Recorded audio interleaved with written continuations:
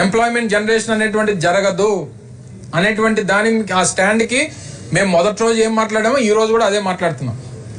అందుకనే మేము ప్రభుత్వంలో ఉన్నప్పుడు అదానికి డాటా సెంటర్ అలాట్మెంట్ చేసినప్పుడు, ల్యాండ్ అలాట్మెంట్ చేసినప్పుడు చాలా క్లియర్గా ఎంప్లాయ్మెంట్ జనరేషన్ తాలూకా ఏదైతే క్లాజ్ కూడా పెట్టాం.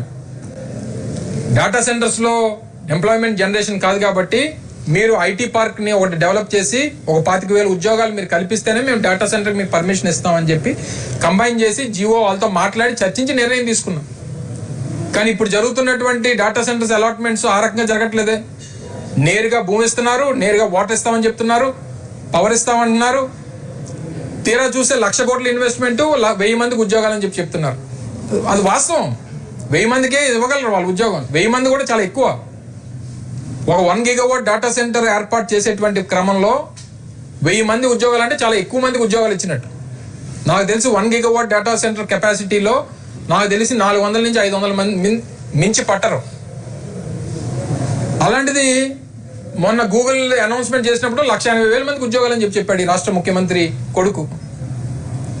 దాని మీద అనేక మంది ప్రశ్నలు అడిగితే సమాధానం చెప్పలేదు.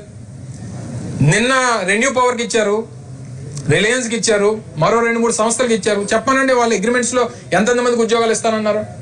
ఈరోజు వాళ్ళు గెజిట్ పేపర్లో రాసేది చూడమనండి. సో మనం అనేటువంటిది సరే డేటా సెంటర్స్కి ఇస్తున్నావు.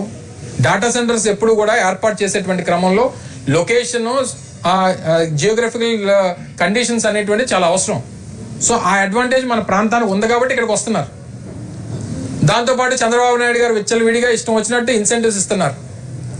కానీ వచ్చేటువంటి ఫర్దర్ ఇష్యూస్ ఏంటనేటువంటి దానికి వీరి దగ్గర సమాధానం లేదు ప్రభుత్వం దగ్గర.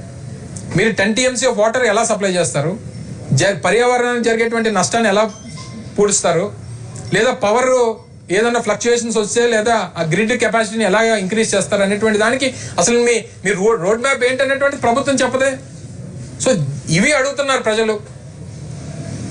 ఈరోజు ఎందుకు కొన్ని దేశాలు పూర్తిగా నిర్మూలించాయి అంటే అసలు మా దాంట్లో పెట్టడానికి వీలు లేదని చెప్తున్నాయి కొన్ని దేశాలు. ఇప్పటికే ఉన్నటువంటి వారిని ఇక్కడి నుంచి తొలగించాలని చెప్పి యాజిటేషన్ జరుగుతున్నాయి. సో వీటి మీద ఏంటి మీ ఆన్సర్ ఏంటి అనేటువంటిది ప్రజలు అడుగుతున్నారు. దానికి సమాధానం చెప్పాలి చంద్రబాబు నాయుడు గారు. అంతే తప్ప అడిగేటువంటి ప్రతి గొంతుని నొక్కాలనేటువంటి ప్రయత్నం అది కరెక్ట్ కాదనేటువంటిది ప్రతిపక్షంగా మా తాలూకు వాదన. Thank you.